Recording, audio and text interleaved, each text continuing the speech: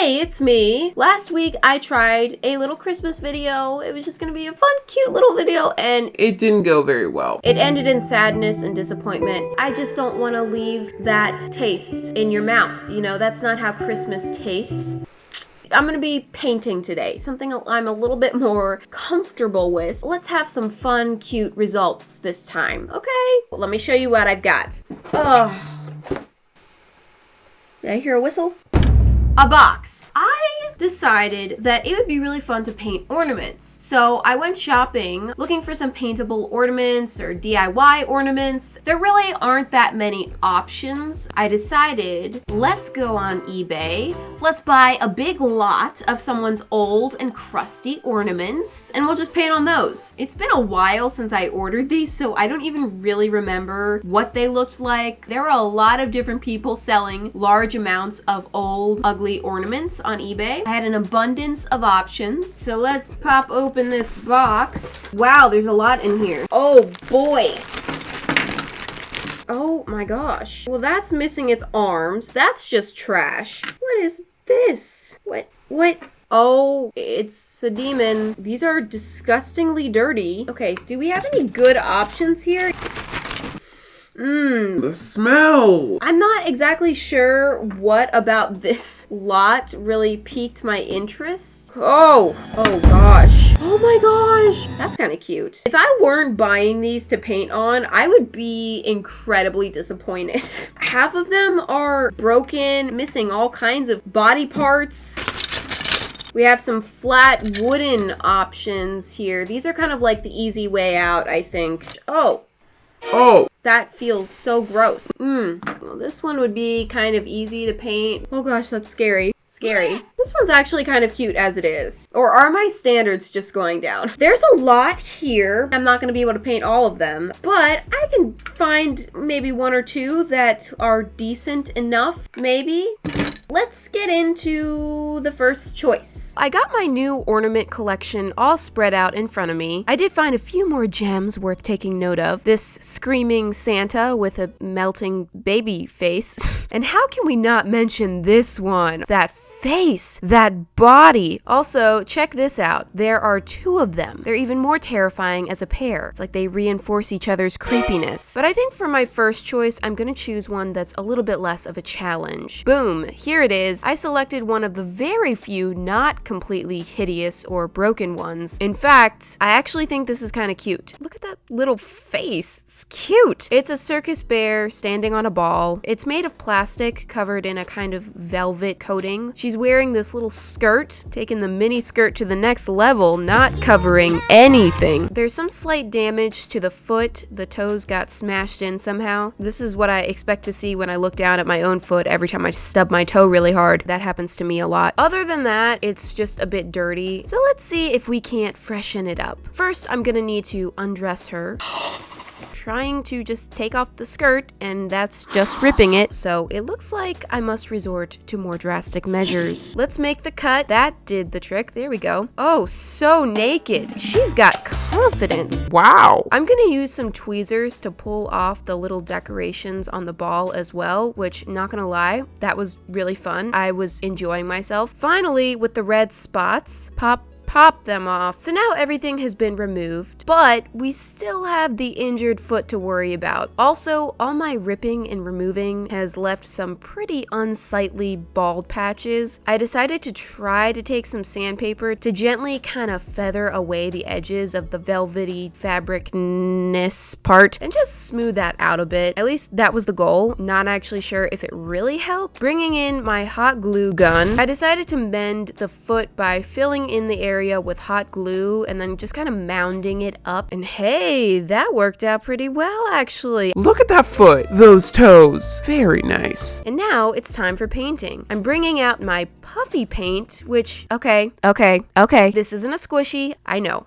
but I was still worried about those splotchy, bald areas. I didn't want them to be noticeable through the paint job in the end, so I thought that putting a nice layer of puffy paint down first may help to smooth all of that out, since puffy paint is quite thick. But now that that's dry, I'm just gonna go in with regular old acrylic paint, and I'm turning this into a brown bear. Actually, I was going for a chocolate bear. Oh, yeah! Although it probably should have been a darker brown to make it look more like chocolate, but I wanted to keep the eyes and facial features black, and I wanted you to be able to see them still, which would have been more difficult if they were on a very dark brown background, so it looks more like chocolate milk, but I mean, hey. And for the ball she's standing on, I painted that also brown. This is a very exciting design. I wanted to make the ball into kind of like a truffle bonbon type of chocolate kind of thing. So chocolate bear balancing on chocolate bonbon. You tracking so far? Everyone okay? Everyone good? Everyone still with me? And then, yay, we get to see a different color. I'm adding some light pink frosting to the top of the bonbon to make it look a little bit more appetizing. I'm also adding that little pink drippiness to the bear's head as well. Painting over the fuzzy, velvety surface actually wasn't as weird as I thought it would be. I've definitely painted on weirder things. The paint actually goes right over it pretty nicely, and you just end up with a slight texture underneath. I kind of like the look and feel of it. You still get that fuzzy-ish look without the creepy feelings that velvet gives me. And here I go, bringing back the little face. It was slightly tricky to do because it's so small. And of course, I want to add some sprinkles to the body for a little bit more color and to bring home that dessert theme. Oh, yes. I cannot forget to play the sprinkle song or else people tend to get very distraught, and we don't want that. Finally, adding some sprinkles to the little bonbon. Bonbon? Yeah, I think. To seal everything in and protect my paint, I'm grabbing my trusty varnish, and I'm just gonna go ahead and apply that all over the ornament and give everything a nice shine and protection. I did notice that the hook for this one is missing, so I brought in this nest of cell phone straps that I have for some odd reason, and I'm just gonna use one of those to create the hang edge. And I still kind of like the original design of this one, but the new version is much more my kind of thing. Plus, that old ornament, it was so dirty and worn, it was time for a makeover. I went pretty simple on this design, nothing too outrageous. Of course, I need to hang this on my Christmas tree. Not that it really needs any more ornaments, but this will fit right in with the many other food and dessert themed ornaments. There's a lot of them, and I'm still collecting. So I'm gonna hang this in there. Oh, she looks so cute. Oh, she's so happy. Okay, the next one I chose was this little elephant, which just so happens to be in a matching set with the bear that I just painted. The circus life has not treated you well, my friend. It's very dirty. Several of the embellishments are falling off, and it has remnants of something on the bottom of its feet. Maybe he was standing on a ball as well, but somehow he got his ball ripped off.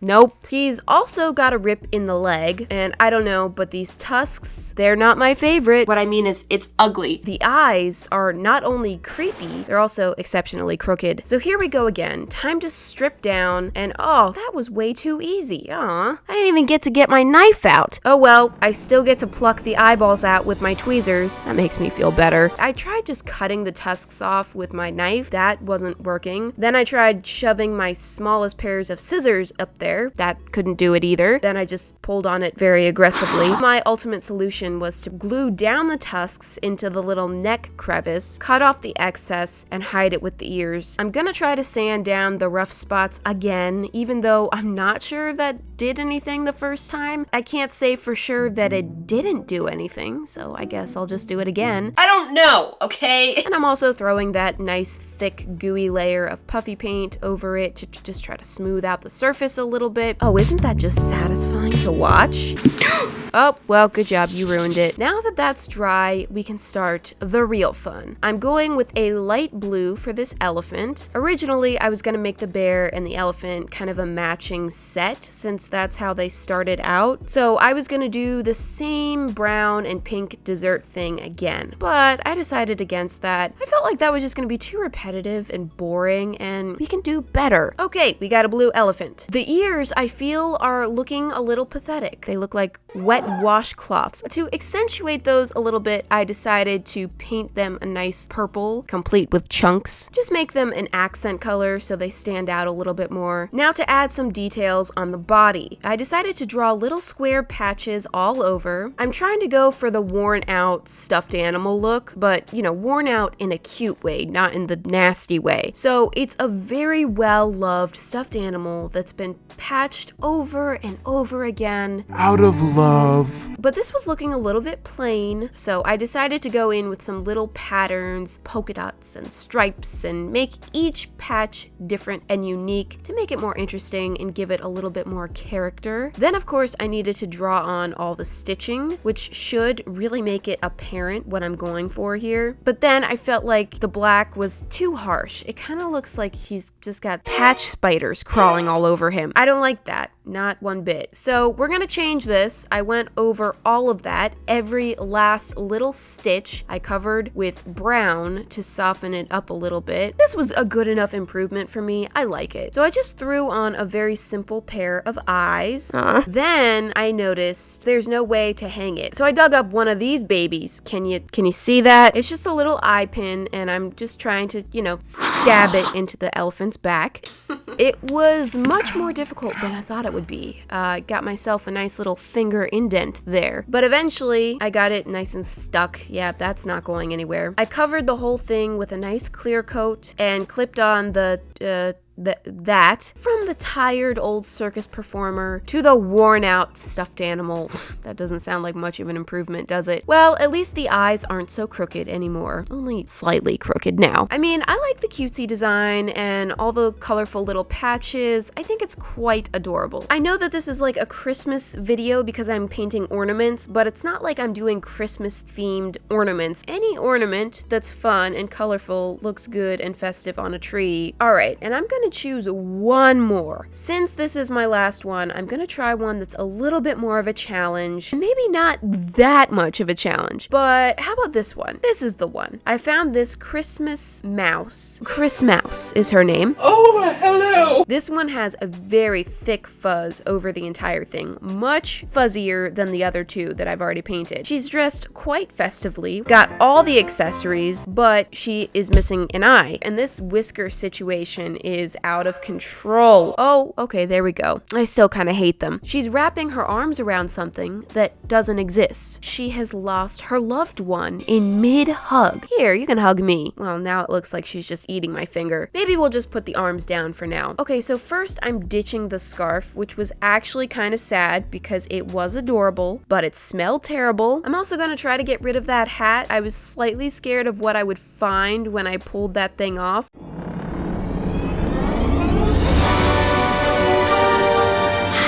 Yeah, that's not good. She's completely bald under the hat, and she's got what looks like a blistering boil. No wonder you were wearing that hat. I did find a little loop that we can use as the new way to hang this, since the original hanger was attached to the hat, which is now gone. All I have to do is cut out the center and we're golden. I cannot deal with those whiskers. Luckily, they were easily removable and I can still keep that little nose all by itself. I'm gonna have to redo the eyes completely since one of them is missing, and I think this one is actually ready for paint. So I'm going with a nice, simple, clean, bright white. It was interesting painting on this very fuzzy surface. It definitely took a long time to cover even a very small area, and it soaked up a lot of paint. The empty eye sockets ended up completely filling with paint because of how much I was globbing on. But painting this overall worked out pretty well. I mean, it ended up looking like a kind of like a textured plastic. And I'm starting on the face. I gave her some little rosy cheeks and filled in the pink pink tongue and her little inner ear areas. To bring back the nose, I actually couldn't find the original hole for it, so I just had to poke a new hole into it. I think I might have put it in a little crooked. That's okay. Then I drew on some new eyes for her, complete with lashes, because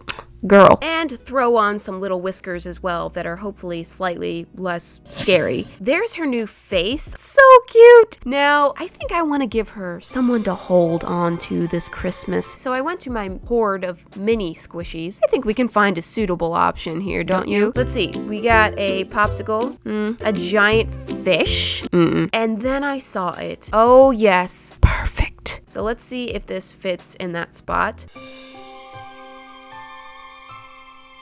Oh, it's a Christmas miracle. I just have to repaint this little squishy. I am ditching that face. It doesn't need it. It's fine. It can just be a strawberry. Of course, I had to sneak in painting a squishy in a completely unrelated video. Of course. But actually, painting on these ornaments was a super fun project. I really enjoyed this. In fact, I would totally do more of these if it wasn't a seasonal thing. I could just use them for like some sort of other decoration or keychains. I don't know, whatever. What could I call these instead of ornaments so that it's not strictly a Christmas thing, because I don't know what else I'm gonna do with this entire box of busted ornaments. But anyway, this little strawberry is now finished. So here we go. It's for you. I made it for you.